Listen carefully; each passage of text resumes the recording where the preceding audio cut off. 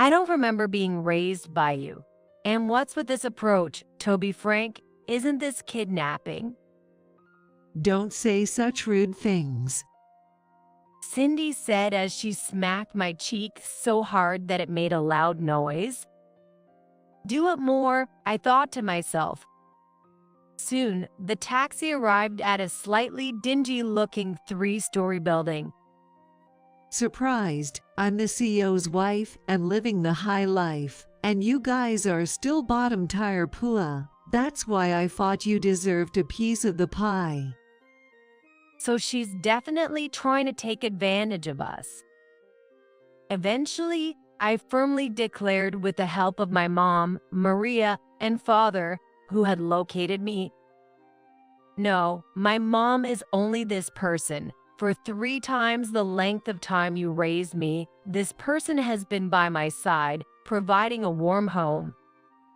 So what? Are you willingly living a pool life with this sick person? As Cindy said that, my father burst into laughter, looking genuinely amused. Ha ha ha. Hey, Cindy, let me introduce you to my family with a $500 million in your revenue. What? My name is Catherine Ruth. I'm 18 years old and just started college this spring. I was finally able to enjoy the days away from stress after I was admitted to university. Hey, isn't it about time? My father, Ronnie, in an apron, shouted from the staircase leading to my room on the 2nd floor. I got it. I also raised my voice. That's because today is the day for the university enrollment procedures. Since I've decided to attend a university in the next state, I need to receive explanations about dormitories and apartments from the school. Maybe Dad should come along after all. I'll be fine, just me. Really? Dad nodded, looking a bit lonely. Mom wanted to come, too. It's because of work. Can't be helped. Yes, we're a family of 3. However, what's a bit different from other families is that my mom earns outside and my dad is a stay-at-home dad. My dad, Ronnie, is 48 years old now. Mom, Maria, is 48 years younger than him. And she and I aren't related by blood. But for me, she's the only my mom. The woman who abandoned me, a 3-year-old girl, and my sick dad to become the mistress of some company president I would never recognize as my mother. I would never accept her. My biological mother left us 15 years ago. Her name is Cindy. I'm so furious just mentioning the word mom, so I always refer to her in my mind without any honorifics. Still, I wouldn't dare say such things in front of Dad. He's a very kind person. If I were to speak ill of my biological parents like that, he'd surely look so sad. I don't want to see that sad expression on Dad's face. I want to keep watching Maria, my mother, gently laughing between us. There are 2 reasons why Cindy abandoned us 15 years ago. One is my dad's illness. The other is her affair with the president of the company she was working part-time for at the time. At the time, my dad couldn't reproach Cindy for her infidelity. He simply didn't have the strength. My dad's illness is basically incurable. And at that time, the symptoms were particularly severe. Upon hearing about it, Cindy reportedly shouted angrily at my dad. Incurable. So you're saying it's a terminal illness? In a hospital room with several beds lined up, my dad was understandably disillusioned by Cindy's insensitive remark. That's why he easily signed the divorce papers she handed him. He couldn't allow a woman like her to be my mother.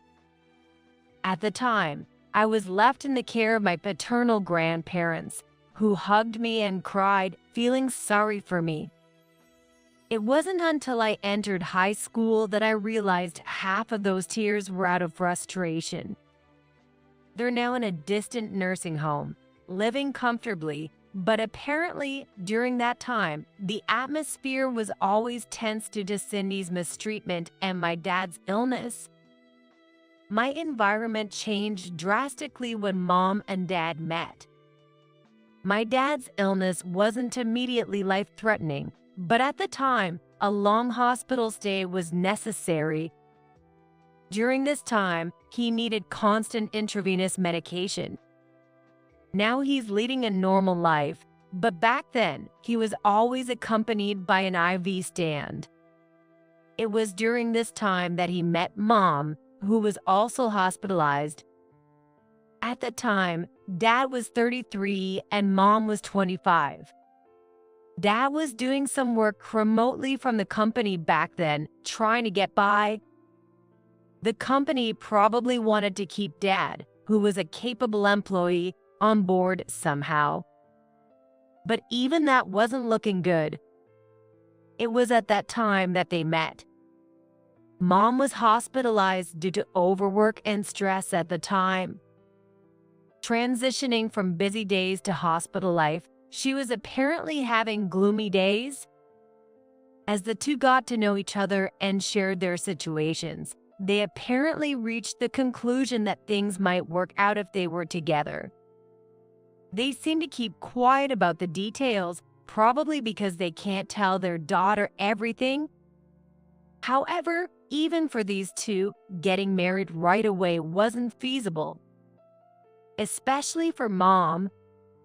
It seems like people around welcomed an early marriage.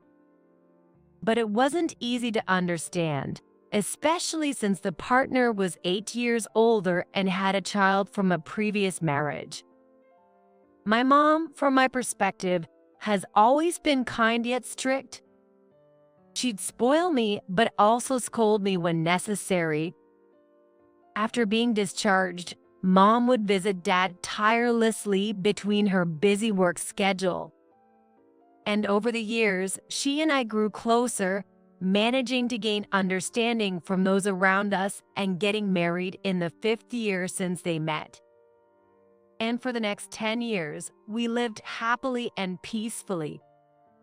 However, Catherine, are you Catherine?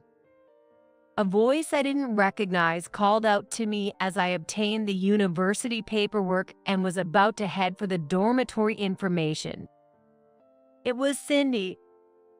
Hey, Catherine, do you remember me? I'm your mom. With those words spoken in a coaxing tone, Cindy approached. I was startled and started to run away. Everyone must be confused. Since the age of 3, I've never met or seen the woman who claims to be my mother. May I ask who you are? Don't be so formal. I'm your mom. Now that she mentioned it, she was the person in the photos from the album. My grandma once mentioned to me that I still had photos of that woman. It couldn't be helped. In my photos until age 3, this woman inevitably appeared up close to me. Dad probably endured seeing her because he didn't want to throw away my photos. By the way, I heard the kind reason from Mom herself. Unfortunately, I don't know you. What? Are you angry because I didn't come to see you? With a wry smile, Cindy approached slowly. If you follow strangers, my family will be angry. Don't say such cold things. Saying that, Cindy reached out her hand, so I hurriedly shook it off and went back home. I heard humming as I opened the door to the apartment. My dad was preparing meals in the kitchen. Every single day, Dad would think of dishes that Mom and I liked and cook them. but I wanted to settle this matter before Mom came back. Dad. I rushed into the kitchen, flustered. Oh, Catherine, what's wrong? You look pale. And you're earlier than expected. Oh, Yeah, I'll talk about the dorm later. As I sat down at the dining kitchen table, Dad gave me some water, and then I said this. That woman was at the university. that woman. Yes, it's her. The one who abandoned us 15 years ago. What? Dad instinctively pulled the chair next to me and sat down. You recognize her well, Catherine. I've seen her in photos, and besides, she was desperately trying to get close to me. That's troubling. Dad crossed his arms and nodded.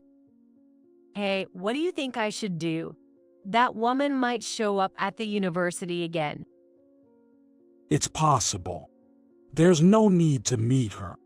We shouldn't have any connection with her anymore. But still. Scratching his head, Dad furrowed his brows. Why did she suddenly approach Catherine? What do you mean? Dad didn't answer that. After a while, Mom came back. Welcome back. I'm home. Thanks for preparing my favorite food for dinner. I think it's Mom's good point that she always brightly expresses her gratitude without hesitation. Her job is really busy. She leaves early in the morning and comes back late at night most of the time. She might be busier than the average father in ordinary households. I don't know whether it's because of that or because she's concerned about me, but Mom never tried to have her own children. I've asked her lightly before, and she responded like this. No, I'm actually too busy to even think about having a child. Besides, Catherine is my only daughter. Even so, I think it's impossible for her to have never wanted children with the person she loves. But including that, I respect and appreciate her, and I hope she'll be happy forever. Fortunately, she's still only 40 years old. If she wants, she can still have a child. Even if I go to university or become independent in the future, it might be better for there to be a child between the two of them. Besides, we have a very capable house husband in our house. From that evening on, my phone was constantly ringing with calls from an unknown number. Dad, what's this? Showing him the call history, Dad hurriedly pulled out an old address book. It must be a number not registered in his current phone. As he flipped through the address book, eventually looking very displeased, Dad let out a big sigh. It's her after all. How did she get Catherine's number? I don't know. It seems she hasn't changed her number at all. That seems to be the case. Well, she was never one to bother with inconvenient things. Then Mom, who had just finished showering, called out while drying her hair. What's wrong? You seem quite serious. Dad signaled with his eyes what to do. I nodded. Mom, actually, today, Cindy suddenly showed up in front of the university. She wanted to see me. What did you say? Are you okay? Did anything happen? Dropping the towel, Mom immediately showed her concern for me. I'm okay, nothing happened, but I had to postpone the dorm or apartment introductions, so I'll have to reschedule for another day. Goodness, I wish I could go with you. Saying that, Mom let out a big sigh. Ronnie, please go with her next time. Yeah, that's a good idea. Let's handle the dorm and other procedures together then. How about Monday? Sounds good. Mom said, then she fell into deep thought. My dad drained her hair with a towel my mom threw out and dried her hair with a hairdryer. I think they're a good couple when I see them like this. I want our family to stay like this forever. That's why I'm scared to think about what Cindy, who suddenly appeared out of nowhere, might be thinking. And after spending the entire weekend at home, on Monday, I decided to go back to the university with Dad to complete the procedures. We were leisurely walking the way to the station. The university is a few stations away from the nearest one.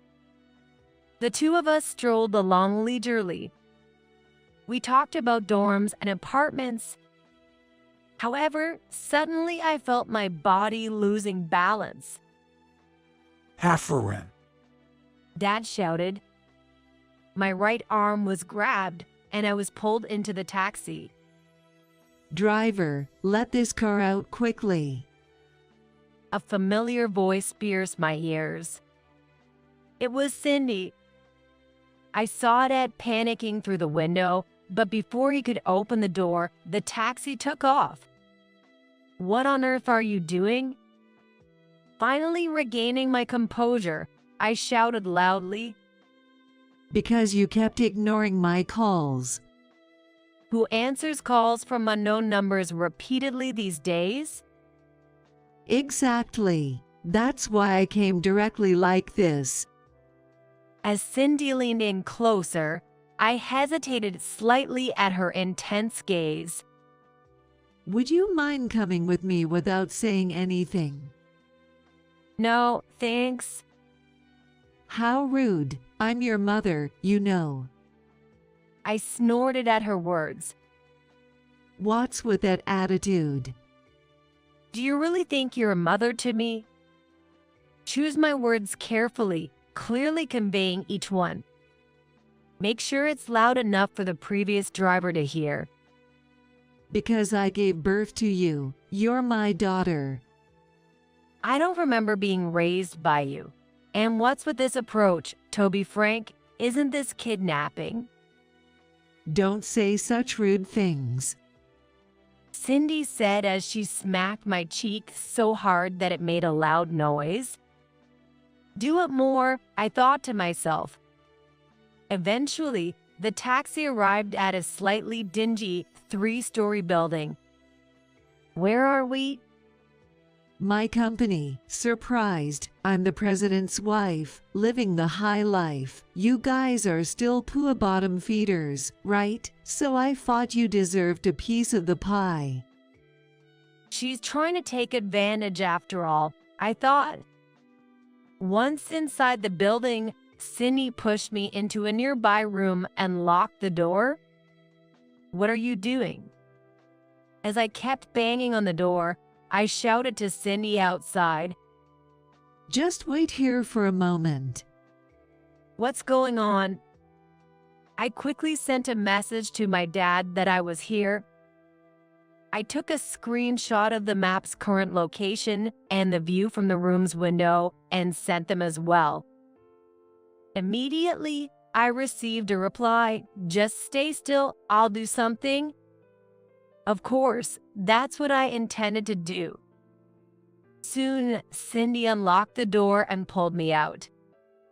As she grabbed my arm, we climbed the stairs together and reached a room on the 2nd floor. We could hear voices from inside. Cindy swung the door open with a loud bang. As expected, there were several people inside. From the position of the desk and whiteboard, it seemed like a meeting. What in the world is this? We're in the middle of a meeting. Among them, a younger-looking man with glasses stood up and approached us. Cindy also pulled me inside as she entered. What do you mean, Edward? I think I have the right to participate in a meeting to decide the future direction of the company as his wife. We didn't call for you. Oh, I don't think you should talk like that to your stepmother, do you? I see. So basically, this guy Edward with the glasses is the president's son. But the white bod has something written about the next management policy or something. And the president himself isn't here. What does that mean? You're just the old man's second wife. Besides, you've been involved with him since my mother was around. What kind of stepmother are you? That's right. After the president passed away, there should have been discussions after the funeral about what comes next. Cindy, what on earth are you doing here all of a sudden? Oh, acting all high and mighty, just because you used to be my boss. For some reason, Cindy pushed me forward. Hey, Edward, the girl who's like your stepsister is struggling to pay for university. Can't you spare a little money for her tuition? What? I was taken aback. Is that why I was brought here? Tuition. Edward's tone changed slightly. Yeah, this girl is my real daughter. Just turned 18. She's just started university, living in poverty with her sick father. So, if you have any intention of supporting this girl even a little bit, couldn't you allocate a bit more of his estate to me? I looked at Edward's face. I could easily sense his discomfort.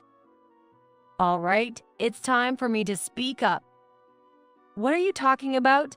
I haven't heard anything about this. What are you saying? But it's true. I was suddenly brought here. Suddenly. Edward latched onto my words. That's right. Suddenly, I was trying to go to the dormitory procedure with my dad, not the university procedure. So, university procedures are already done, including tuition. Yes, exactly. Edward glanced at Cindy. She seemed puzzled, as if she sensed something odd. Edward continued to ask me. So, why are you here, and how did you get here? By taxi. I have no business here myself. I was forced to come here by this person. Shut up. With that, Cindy slapped the other cheek this time. What a powerful hand. My cheeks were stinging. Doesn't this person know how to take it easy? Anyway, I thought I'd try to buy some time. My dad, whom I contacted, and probably my mom too, will take some action. Until now, I had to somehow extract as much information as possible from these people. I see. You really don't know anything, huh? Edward started. I'm the son of the former president of this company. I'm technically supposed to be the president from this fiscal year. So, are you my stepsister? No, I don't feel that way at all.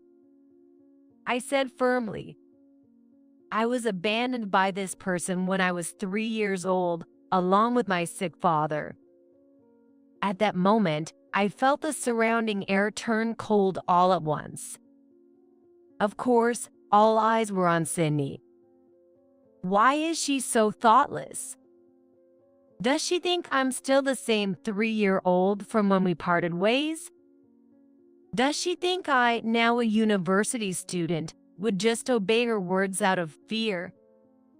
Perhaps those 15 years don't exist in her mind. I remember it well. You've only called us once, haven't you? I remember what you said then. What did I say? You said the same thing to me just now, that you're the president's wife and living the high life while we're just poor folks from the bottom. That's what you said while laughing. I felt the people around us recoil all at once. Did she really say something like that? When was it? Well, you mentioned living the high life, so that means you got remarried, right? I had no idea about that. I think it was about 10 years ago. Going off to university means you were still in elementary school back then. Were you really told such terrible things at such a young age? Yes, I nodded. But by that time, her words weren't really that big of a deal anymore. And then it happened. There was a flurry of people running into the company building. Catherine, are you okay? Catherine, are you all right? Where are you? I could hear the loud voices of my dad and mom. Then there were several pairs of footsteps following them. I poked my head out into the hallway and shouted, "Over here, Dad, Mom." Relying on my voice, they rushed down the stairs and the hallway even faster. Catherine, With a clack, they opened the door. You're safe, Catherine. Thank goodness. My mom exclaimed as she flew into my arms. Oh my goodness. We were so worried. I'm fine, just got slapped on both cheeks. Oh, slapped twice, huh? Someone behind my parents stared at my face intently and aimed a camera. A quick picture, please. I stuck my face out firmly for him. My cheeks stung from Cindy's slaps, but I made sure to capture it as evidence. Hey, who are you people? Cindy pointed at my parents and yelled, oh, so you've forgotten the face of your ex-husband from 15 years ago. Ronnie, is that you? What's with this lively appearance of yours? What's wrong with being lively? "Well, I guess that's why I couldn't immediately grasp the fact that my dad was with me. Apparently, she genuinely believed that my dad had been bedridden due to illness all this time. You said it was an incurable disease. I'm not cured. It's just that I can live even without being cured. Do you know what remission means? Remission. Apparently, she didn't know it. Remission refers to a temporary relief or disappearance of symptoms. There's a chance of recovery, but the risk of recurrence is high. Yeah, that's why he's not cured. He always have to be careful about his physical condition, take multiple medications regularly, and continue to visit the hospital regularly. So, incurable disease isn't just a lie. Cindy picks up on that remark from my mom. What about you? What are you doing to my daughter? That slap on her cheeks. She's my daughter. I can do whatever I want, can't I? I can't just stay silent there. No, my mother is the only one for me. She's been by my side, providing a warm home for me for 3 times longer than you raised me. So what? Are you willingly living a pool life with this sick person? Ha ha ha. My dad bursts into laughter, seemingly finding it amusing. Hey, Cindy, let me introduce you to my family and the company with an annual revenue of $500 million. Well then, nice to meet you again, Cindy. I'm Maria Ruth, the wife of this person. You abandoned him and our 3-year-old Catherine to become the mistress of another man. I've heard the story, but it's still unbelievable how shameless you are. That's quite an interesting story. I'd like to hear more about it. This time, Edward also gets interested in the conversation. Oh, by the way, Mrs. Ruth, speaking of $500 million in revenue, are you by any chance the president of TL Corporation? Yes, that's right. We should have been doing business with them. My mom flashes a bright smile at everyone except Cindy. Yes, this person who supports our daily lives with such dedication is the president. Since her 20s, she's been entrusted with the major role of being the company's president. The first time she met my dad was when she couldn't bear the heavy burden of the sudden responsibility that fell on her and ended up hospitalized due to the physical and mental strain. My mom was born as the only daughter of the founder's family. However, she lost both her parents in an accident. At the young age of 25, she took over the presidency, but she was truly troubled by the high expectations from those around her and the difficulty of meeting them. Then, when she was hospitalized for severe stress-induced gastritis, she met me when I came to visit my dad, who was aiming for remission. I heard that my dad said this to my mom at the time. It's important to entrust things you can't do anything about to someone you trust. That seemed to greatly ease my mom's mind. And afterward, amidst the meddling of relatives who kept pushing for matchmaking, she decided to marry her father, who made her feel at ease and natural, where she could even rely on him, despite being tired of the interference. You seem quite thrilled after becoming the president's wife following the death of the previous one here. Well, my current wife is the president herself. That's right. Edward chimed in. TL Corporation handles all the specialized cleaning tasks for our company's related departments. And this person here is the president of that company. If you have even a slight interest in economics, she's someone you should know. Cindy was dumbfounded by Edward's words. Yes, that's correct. We handle cleaning operations in a very broad sense, from regular cleaning to more specialized tasks. I believe we've had dealings with them since my father's time, but it seems we should reconsider the contract this time. Mom remarked, surveying the group with a stern expression. Right? It would make sense to terminate the contract with a company associated with someone who'd go as far as kidnapping our daughter. Can't trust them. Upon hearing this, the senior executives present shifted uncomfortably. Please spare us. Our business wouldn't survive without the cooperation of your company. Oh, really? Cindy looked bewildered by what was being said. Cindy, did you really not know about that? And yet, you've been trying to stop me from becoming the president and even attempting to withdraw money. Ignorance can only go so far.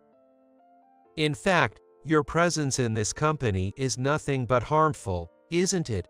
Right, everyone? Absolutely. Jay, that's right. The company's senior executives voiced their agreement. Wait a minute, are you saying? In the first place, didn't we already give you your inheritance from my father's will long ago? What happened to that money? Are you suggesting that you've spent it all in such a manner, or was it originally some kind of debt? Edward pressed further. You must have used it for something, right? Mom interjected. A suspicious person approached my daughter the other day, so I hurriedly checked you out within 2 days. Well, in those 2 days? Oh, right. It was on the weekend. And the lawyer who took photos earlier nodded. As per the president's request, we conducted an investigation into this person's background, and it seems they've been lavishing a young man with money for quite some time now. Moreover, it appears the payments have been overdue for a while, perhaps prompting demands for repayment. Wow, so that's what she was up to. I shot Cindy a look of disbelief. Thank you for looking into it. No problem. It's not good to have someone with serious issues like that involved with our business partners. Sure, any harm to such companies should be dealt with as soon as possible. Edward chimed in, and our lawyer nodded in agreement. Suddenly, several men entered from behind. Cindy Hayes, you're under arrest for abduction and confinement. The men with police badges stepped forward, handcuffing Cindy. What's going on? I just took my daughter with me. You divorced me ages ago and even dumped custody on me, didn't you? You're considered a stranger by that point. And I don't recall receiving any child support from you. What right does an absentee parent have to say anything? I added exasperatedly. And to think, you have no idea how wrong your actions were, like snatching me right in front of my dad into a taxi. How dare you? I don't care if you're mad. This needed to be said. I fixed Cindy with a stern gaze. I never wanted to think about you. Just disappear from my sight and never show your face again. Cindy froze at those words. All right, let's go, the police said, pushing her out. Cindy was formally arrested for abduction and is currently being interrogated. What a sloppy crime. Not noticing Dad walking nearby was one thing, but the fact that she abruptly dragged me into a taxi is the biggest issue. Inside the car, I had a conversation that wasn't of my own volition, emphasizing that I currently have no feelings towards her. I wanted to make it clear to the driver that I was clearly not happy about it. As expected, the suspicious driver apparently broadcasted our conversation over the radio. And it seems the top brass at the taxi company found the conversation and its audio recording suspicious, so they recorded it. But seriously, it was incredibly stupid of Cindy not to confiscate my smartphone. With today's smartphones, it's commonplace to easily pinpoint your current location and send a map image. Well, I was taught crisis management skills by my mom, and apparently she was taught methods to locate herself at home just in case something happened. By the way, it seems Cindy embezzled a considerable amount of money, as the company is now demanding reimbursement. In the future, there will be a criminal trial for confinement, and well, there's no doubt she'll end up behind bars. We won't show any mercy, regardless of what the other side's lawyer says. Cindy should learn her lesson from her own folly. Okay, smile, smile. On the day of moving into the university dormitory, Dad and I lined up in front of the house taking photos. Okay, next it's my turn. With that, Mom handed the camera to Dad, and they switched positions for taking photos. You two look really beautiful when you're standing together. Dad chimed in, albeit a bit awkwardly. Must be the spring weather. But you know, we won't be able to see each other for a while. Mom said, her voice trembling with emotion. Dad patted her shoulder reassuringly. Seeing them like that, I spoke up. Hey, I have a favor to ask. Oh, what is it? I really want to see my little brother or sister. And just like that, both of their faces turned red. Isn't it a bit late for that? Not really. I mean, Mom, you're 40 now, right? You're still plenty young enough to have kids. And I'm already an adult, so how about you and Dad live alone for a while and show me my little brother and sister? Don't say things like that. Mom said, hugging me tightly. You're my one and only daughter.